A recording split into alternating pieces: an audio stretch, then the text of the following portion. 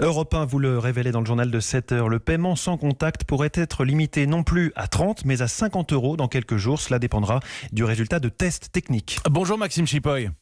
Bonjour. Vous êtes directeur du site moneyvox.fr, spécialiste de la protection des consommateurs dans le domaine financier. D'abord, passer ce plafond de paiement sans contact de 30 à 50 €, est-ce que c'était nécessaire et est-ce que surtout on ne prend pas un risque si on se fait voler sa carte bancaire ?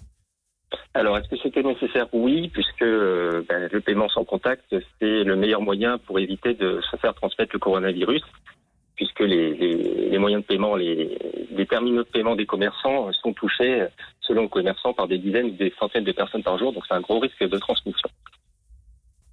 Et pour le risque de se faire voler sa carte et donc de voir des paiements élevés débités ? Non, le risque de se faire voler sa carte est en ce moment très faible, puisque déjà, il y a la distanciation sociale qui fait que quand une personne se rapproche de moins d'un mètre de vous, vous commencez à vous méfier.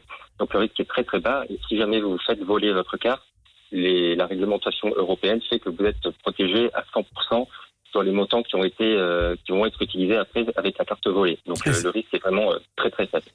Et c'est important de rassurer là-dessus. Alors selon les informations d'Europe 1, cette augmentation du plafond est directement liée à la crise du coronavirus.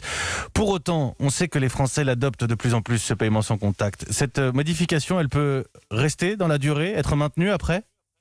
Oui, alors ce passage de 30 à 50 €, c'est le maximum que permet la réglementation européenne. Il y a fort à parier que ça reste à 50 € après le coronavirus. De toute façon, c'était la logique depuis l'adoption du paiement sans contact. Les autorités souhaitaient commencer par des petits montants.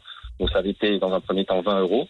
Ils ont ensuite passé à 30 € et puis voyant que ça n'entretenait pas de fraude supplémentaire, et puis avec cette crise du coronavirus, les autorités ont poussé les banques, et notamment les banques françaises, à passer à 50 €. Merci Maxime Chipoy, directeur du site moneyvox.fr, invité du journal de 8 heures d'Europe 1 en direct.